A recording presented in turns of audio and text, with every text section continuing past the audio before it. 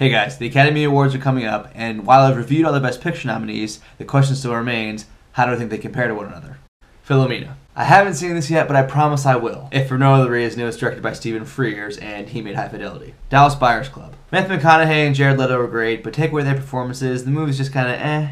Captain Phillips. It's low on the list, but I definitely liked it. The reason it's number 7 is because it's the most straightforward nominee, which is fine. Tom Hanks is amazing and it's entertaining as hell. American Hustle. Numbers 5 and 6 are pretty close in my mind, and to be fair, the difference between them comes from expectations. I think I had impossibly high expectations for this movie, and while I do think it was very good, particularly the performances, it just felt like something was missing. It ties Gravity for the most nominations with 10, but I think it's possible, if not probable, it could go 0 for 10, thereby joining Gangs of New York and True Grit in the 0 for 10 club. It might win for costumes, and Jennifer Lawrence might win for supporting actress. She did win the Globe and the BAFTA, but I give the slight edge to Lupita Nyong'o. She won the SAG and the Critics' Choice Award. And I know she won't win this year because Cate Blanchett has Best Actress locked up, but where the hell is Amy Adams' Oscar? This is David O. Russell's third really solid movie in a row, and I'm sure eventually he'll give us something worthy of Best Screenplay or Best Director or Best Picture. The Wolf of Wall Street. Again, the only reason I put this ahead of American Hustle is because I had high expectations for that and kind of low expectations for this, and it surprised me. Though I don't think it'll win any of its 5 nominations, I do hope Jonah Hill wins an Oscar eventually. And while I do love Leonardo DiCaprio, I don't think it's that outrageous that he's never won. It's more outrageous that Amy Adams has never won. Scorsese's body of work varies so much, I look at it on different levels. On the top tier, there's Raging Bull and Taxi Driver and Goodfellas, timelessly revered classics that are among some of the best movies ever made. Then there's a second tier of really good, sometimes great movies, like Gangs of New York, The Aviator, Casino. And yes, I put The Departed in the second tier. And while I would definitely put Wolf of Wall Street solidly in the second tier, it doesn't even come close to this first level. But regardless, it's definitely worth seeing if for no other reason it's so polarizing. A movie that's both hailed as the best movie of the year by some and called a crock of shit by others is always important to see for yourself.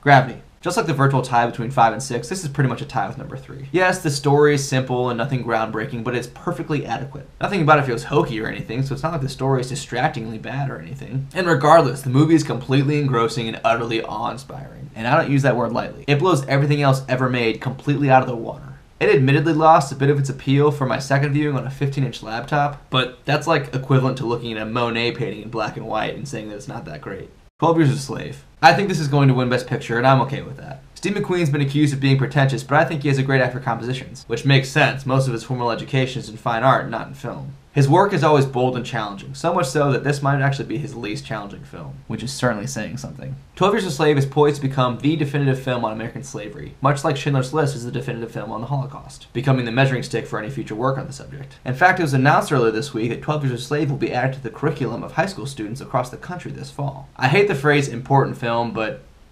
this is an important film. It's got a dynamite cast and smart direction, it's beautiful to look at, and it tastefully tackles on exceedingly difficult subject matter without shying away from the horrors of it. Nebraska. God, I loved this movie. Every second of it, every part of it. It earnestly made me laugh my ass off. This is honestly one of the funniest movies I've seen in a long time. And it also pulled on my heartstrings. This is going to hit painfully close to home for a lot of people. Most people watch a loved one grow old, and then grow old themselves. Most people, especially and including blue-collar Midwesterners, wish for more out of their lives, and not in a selfish way, but more by way of fulfillment. You grow old and then you feel cheated. You say, hey wait, I thought good things were eventually supposed to happen to me. One of the hardest parts about becoming an adult is slowly losing things to look forward to. When you're growing up, you have so many things ahead of you and so many goals to work towards, and eventually, those run out. That's where Woody Grant is, and that's where most of us will end up. Remember when I said this was a funny movie? And yes, while this is a depressing concept, it's handled so well by Alexander Payne, this movie lifted my spirits for days after I saw it. Her. Conversely, I have trouble putting into words what Her did to my spirits. Don't get me wrong, I loved it. I loved it for the story it told, the way it told it, what it said, and how it said it. But it just made me feel a lot of things. And I didn't just feel for the characters and situations that they're in, I felt for myself, and my generation, and my culture. That's a sign of a powerful movie, and a rarity. Humans are social beings by nature, and technology has drastically changed how we interact and communicate. And honestly, we have no way of knowing what 2025 will bring us, but the reality of this movie is painfully plausible. I've always loved Spike Jonze's movies, and all of them in some way or another have left an impression on me, but none like this. When I look back on 2013, I can point to Her and say, yeah, that's where we were.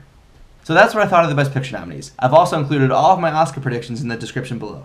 Feel free to tell me how I'm wrong, and tell me your predictions in the comments. And be sure to catch the Oscars on Sunday night.